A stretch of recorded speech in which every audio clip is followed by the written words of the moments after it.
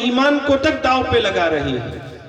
اس لیے جمعیت علماء ہند نے 2019 میں یہ طے کیا کہ جمعیت علماء خود ایک پورا لائحہ عمل تیار کر کے دے گی اس طرح سے کہ اس دائرے میں اگر مسلمان لوگ جمعیت سدبھاونا منچ کے تحت غیر مسلموں کو قریب لانے کے پروگرام لیں گے تو اس میں ایک فائدہ تو یہ ہوگا، اس لائحہ عمل میں اس بات کا خیال کیا گیا کہ غیر مسلموں کو اٹریکٹ کرنے والی چیزیں بھی اس میں رہیں، ان کی دل آزاری بھی نہ ہو اور وہ اس سے خوش بھی ہو، اور ساتھ ساتھ ایک مسلمان جب یہ پروگرام لے رہا ہو تو اس کا ایمان بھی سلامت رہے۔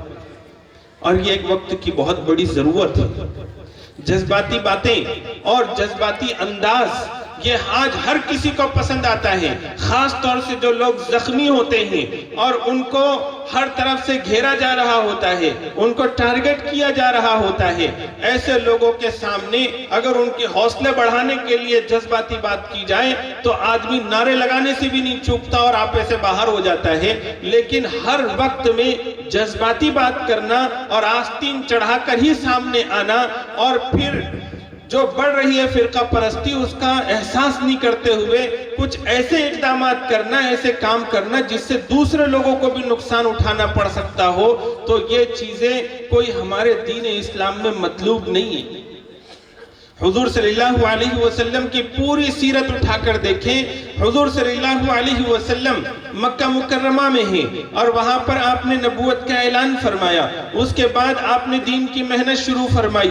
کون کون سے حالات سرکار پر نہیں آئے اور سرکار کے ہاتھ پر ایمان لانے والوں پر نہیں آئے؟ حضرت سمیہ رضی اللہ عنہا کو برچھا مار کے شہید کر دیا گیا، ان کی لنچنگ کر دی گئی۔ اسی طرح سے حضرت بلال کو تپتی ہوئی ریت پہ لٹا کر مارا اور پیٹا جا رہا ہے۔ کس وجہ سے؟ کہ یہ مسلمان ہیں، یہ لا الہ الا اللہ کہتے ہیں۔ اس کے ساتھ ساتھ کوئی مسلمان ہوتا تو چھپ چھپا کر مسلمان ہوتا، کیونکہ اس کو مارا اور پیٹا جاتا، اس کی جان محفوظ نہیں، اس کا مال محفوظ نہیں۔ سرکار کا اور سرکار کے ساتھ بہت سے لوگوں کا بائیکاٹ کیا گیا، 3 سال تک ان کی ناکہ بندی کی گئی۔ سماج اور معاشرے کے لوگوں نے کہا کہ اب ان کے ساتھ کوئی شادی بیاہ نہیں کرے گا، ان لوگوں کے ساتھ کوئی خرید و فروخت نہیں کرے گا، کوئی ان سے ملنے تک نہیں جائے گا۔ شعب ابی طالب میں 3 سال تک محصور رہے، قید رہے حضور صلی اللہ علیہ وسلم اور ان کے خاندان کے لوگ۔ وہ کیا حالات ہوں گے اور کس طرح کے مشکل کی گھڑیاں ہوگی کہ ان کے لیے کوئی پانی پہنچانے والا نہیں، کھانا پہنچانے والا نہیں، ان کی ضرورتوں میں کام آنے والا نہیں۔ بچے بلبلاتے روتے تو اب وہاں سے گزرنے والے کچھ بدماش قسم کے لوگ ہوتے تو وہ کھل کھلا کر ہنستے کہ اب ان کے ہوش ٹھکانے آئیں گے اور یہ محمد کو ہمارے حوالے کر دیں گے تاکہ ہم ان کی جان لے لیں۔ اور اب یہ لوگ ہوش میں آئیں گے جب ان کے بچے رو رہے ہوں گے، ان کی عورتیں بلبلا رہی ہوگی۔ اور کچھ ہمدرد بھی ہوتے جو وہاں سے گزرتے تو ان کو مکہ والوں کا یہ ظلم اچھا نہیں لگتا اور وہ پریشان ہو جاتے، لیکن کچھ کر نہیں سکتے تھے۔ یہی کچھ صورتحال آج غزہ کے مسلمانوں پر بیت رہی ہے، اور غزہ کے مسلمان بھی صحابہ کی یاد تازہ کروا رہے ہیں۔ غزہ کے مسلمانوں سے بہت کچھ سیکھنے کی ہم کو ضرورت ہے۔ کون سی ایسی چیز ہے غزہ کے مسلمانوں کے لیے کہ وہ اتنے سارے بموں کے سائے میں رہ رہے ہیں؟ آگ روزانہ برس رہی ہے، ان کے گھر مسمار ہو رہے ہیں، چھوٹے چھوٹے معصوم بچوں کو اپنے وہ ہاتھوں میں اٹھا کر قبر کے حوالے کر رہے ہیں۔ وہ ان کا جوش ایمانی دیکھیے کہ ایسے وقت میں جبکہ ہر طرف سے موت کا سامان ہے، ان کو اس بات پر فخر ہے کہ اللہ نے مسجد اقصی کی حفاظت کے لیے ان کو چنا ہے۔ کوئی اپنے بچوں کو قبرستان میں دفن کر کے آ رہا ہے اور پھر مٹھائیاں تقسیم کر رہا ہے کہ میں بڑا خوش نصیب ہوں کہ میرے بچے کام آئے ہیں۔ اور پھر کوئی افراتفری نہیں ہے، پانی کی بوتل آتی ہے اس کو بھی تقسیم کر کے وہ پیتے ہیں، کوئی افراتفری نہیں ہے۔ کھانے کی کوئی چیز ملتی ہے اس کو بھی وہ تقسیم کر کے کھاتے ہیں۔ وہ بالکل صحابہ کرام کے شعب ابی طالب میں جو حالات تھے ان حالات کو وہ زندہ کر رہے ہیں اپنے عملی طریقے کے ذریعے سے۔ دنیا بھر کی بڑی بڑی طاقتیں وہاں پر اپنا پیسہ لگا کر، ہتھیار پہنچا کر مظلوم مسلمانوں کے خون کے پیاسے بنے ہوئے ہیں۔ ایسا نہیں ہے کہ ان کو یہ سمجھ میں نہ آ رہا ہو کہ یہ ظلم ہے، لیکن وہ اپنے مفادات کی خاطر بڑے سے بڑے ظلم کو بھی کرنے میں وہ ہچکچا نہیں رہے ہیں۔ اس وقت میں دنیا کا اصل چہرہ سامنے آ چکا ہے کہ یہ جو دنیا انسانیت کرتی ہے، جب ان کی دم پہ پیر پڑتا ہے یا پھر ان کی اگر کوئی ان کا جو مقصد ہے وہ پورا نہیں ہوتا تو اس وقت میں ان کی ساری انسانیت غائب ہو جاتی ہے۔ وہ مٹھی بھر چند لاکھ مسلمان، چند کلومیٹر کے احاطے میں رہنے والے، وہ مسلمانوں کے اوپر بم برسائے جا رہے ہیں تاکہ وہ مزاحمت ختم ہو جائے وہاں کی، اور پھر یہ وہاں سے خالی کر کے چلے جائیں، اور پھر وہ مسجد اقصی ان کے قبضے میں آ جائے۔ ہم مسلمانوں کو تو یہ تک نہیں پتا کہ مسجد اقصی ہے کیا، مسجد اقصی کی صحیح حقیقت ہی ہم کو نہیں پتا۔ ہم اپنی مسجدوں کے نام مسجد اقصی ضرور رکھتے ہیں لیکن اپنے بچوں کو نہیں بتاتے کہ مسجد اقصی کیا ہے۔ مسجد اقصی مسلمانوں کا قبلہ اول ہے۔ ایک غلط فہمی یہ بھی پروپیگنڈے کے ذریعے سے پھیلائی گئی ہے کہ مسجد اقصی یہودیوں کا قبلہ ہے، حالانکہ قرآن کریم کی کسی آیت سے اور حدیث کی کسی کتاب سے اور تاریخ کی کسی مستند چیز سے یہ ثابت نہیں کہ یہودیوں کا قبلہ مسجد اقصی تھا۔ حضرت آدم علیہ السلام نے پہلے تعمیر فرمایا خانہ کعبہ کو، اور اس کے بعد پھر آخری پیغمبر حضرت محمد صلی اللہ علیہ وسلم آئے، تب تک خانہ کعبہ تمام نبیوں کا قبلہ رہا ہے اور سارے ہی نبیوں نے اسی کی طرف رک کر کے نماز پڑھی ہے۔ مسجد اقصی کو یہ خصوصیت حاصل ہے کہ مسجد اقصی یہ نبیوں کی تعمیر کی ہوئی مسجد ہے۔ حضرت سلیمان علیہ السلام نے اس کی تکمیل فرمائی، حضرت داؤد علیہ السلام نے اس کو بنایا، اور حضرت ابو ذر غفاری رضی اللہ تعالیٰ عنہ کی روایت کو سامنے رکھے تو پھر معلوم ہوا کہ خانہ کعبہ جب بنا اس کے 40 سال کے بعد مسجد اقصی بنائی گئی۔ تو ہو سکتا ہے حضرت آدم علیہ السلام ہی نے مسجد اقصی بنائی ہو۔ یہ مسجد اقصی یہ نماز پڑھنے کی جگہ ہے، کوئی ہیکل بنانے کی جگہ نہیں ہے۔